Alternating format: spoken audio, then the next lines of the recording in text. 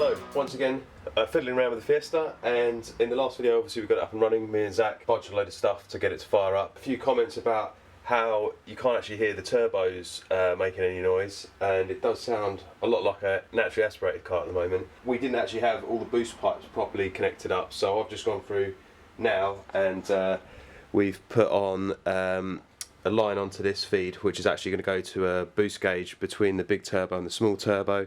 I've clamped, for now, just bodged a couple of clamps onto that pipe there because that was leaking obviously quite a lot, and I've also put in the air temp sensor that's in one of the boost pipes, because apparently it's better to have a air temp reading from the boost pipe instead of the heat soaked inlet manifold.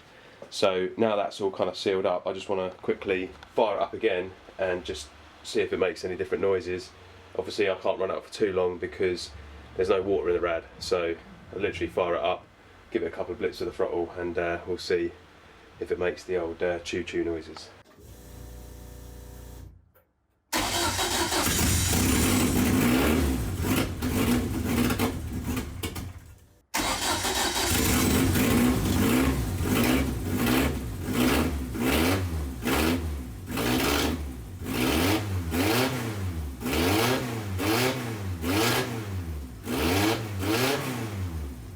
So I've just taken the link pipe off because I just want to make sure that this little turbo is actually spinning. So I'll fire it up again and yeah, have a quick look on the impeller, make sure that's turning around.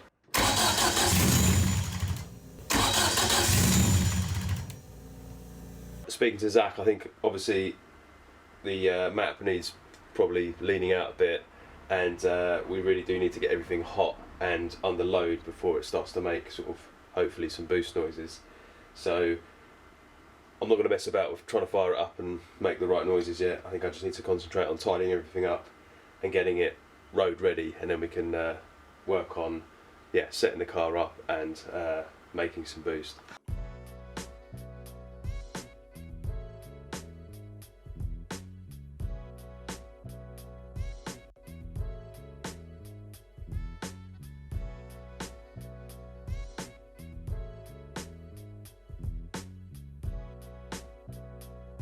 So I've just mounted these for the final time. I also used the old Dymo punch retro looking stickers, so I've got the rear, front, clutch reservoirs mounted. I also made this little bracket here, and that's going to be for my return spring on the throttle.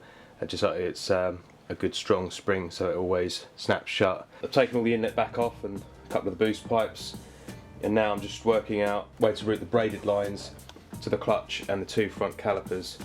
And I've also jacked the car up, taken the front wheel off, and I'm just trying to work out whereabouts I need to mount my funky little brackets for holding the slip nuts. So I'm going to cut the original brackets off. One day I'd like to actually patch this back in and cover up the 6-speed, because you don't actually need a cutout for the 6-speed.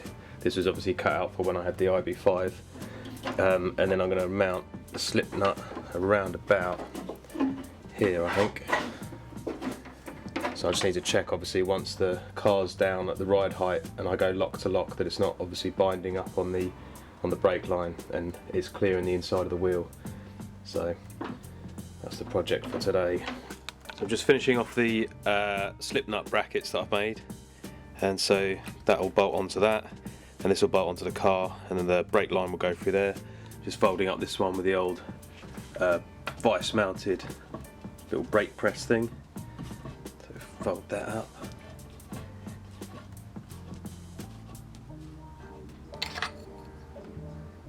It's a good little tool, that. Oh, also, to accompany my new lens, for my birthday I got one of these Rode mics, which obviously got like a big hamster wind diffuser on it, and this little bracket here that obviously prevents all of the vibrations from the handle and the camera going through onto the microphone. So hopefully this will improve the audio on the videos going forward. So yeah, this is what it currently sounds like through the 100D Canon built-in microphone on the camera.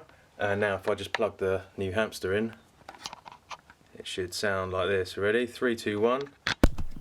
You're back in the room. Hopefully that doesn't pick up all of the rattles and clicks and stuff from the handle and any background noise. So let me know if it's any better. Always striving to improve the viewer's experience. So I mounted our little brackets up on the inside of the inner wing, and then the slip nuts in there.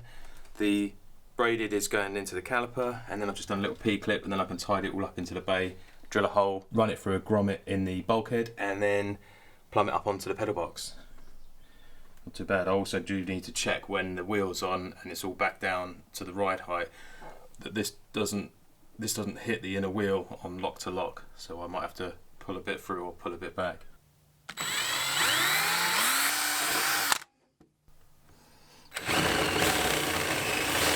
So that's all the braided brake lines done and routed to the front of the car and down the back. As far as I can see, they're pretty far away. I've just done it lock to lock to check that it doesn't go anywhere near the inside of the wheel, and it looks like we've got good clearance. So a little while ago, those of you who follow me on Instagram would have seen that I had drawn up some custom stickers to get printed. So why not spend the afternoon, give the car a quick wash, and I want to stick these on. I've also done some new spots, race car style, for the doors. I'm not going to put any numbers on them, but I figured it would look pretty cool with just some big white dots. And obviously once I've painted the bonnet, I'll put a spot on the bonnet as well. These are for Stefan. But yeah, the best one, I drew up these proper sort of 70s,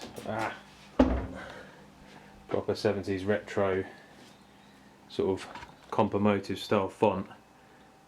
And she says Compound Turbo. And I'm going to put that down here somewhere. And it should be the same orange as what's on the stripe, hopefully. Right, so we got NGK. Yeah, and I also drew up some classic Graku stickers because I've got the Graku wheels. So yeah, wash the car up and I'll bang these on quickly. And I've also got a new sticker for the spoiler because I ripped off the Finkle's Einhorn text and I've got a new text to unveil.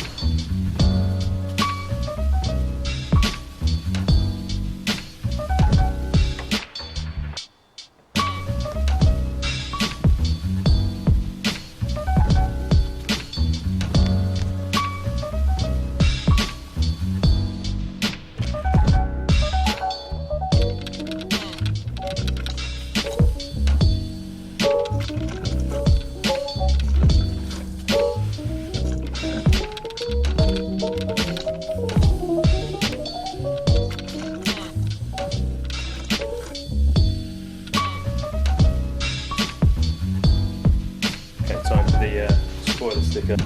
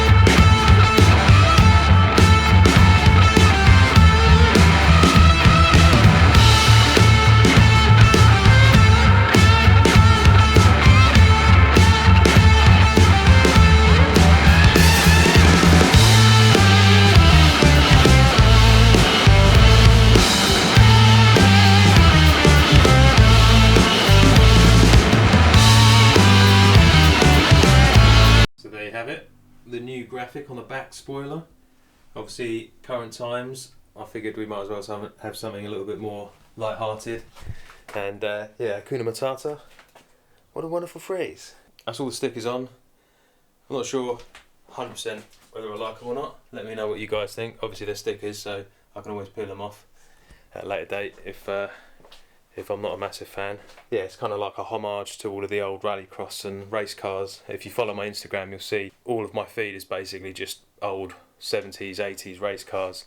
So hence why I've gone for the old Dunlop logo, the old shell, and the compound turbo is a bit of a retro design. So yeah, that's pretty much it for this video. Once again, thanks for watching. Don't forget to smash that like button and subscribe to the channel if you're enjoying the content, because there's going to be a lot more over the next couple of weeks, because obviously everyone's on lockdown, so I'm just going to be tinkering away in the garage.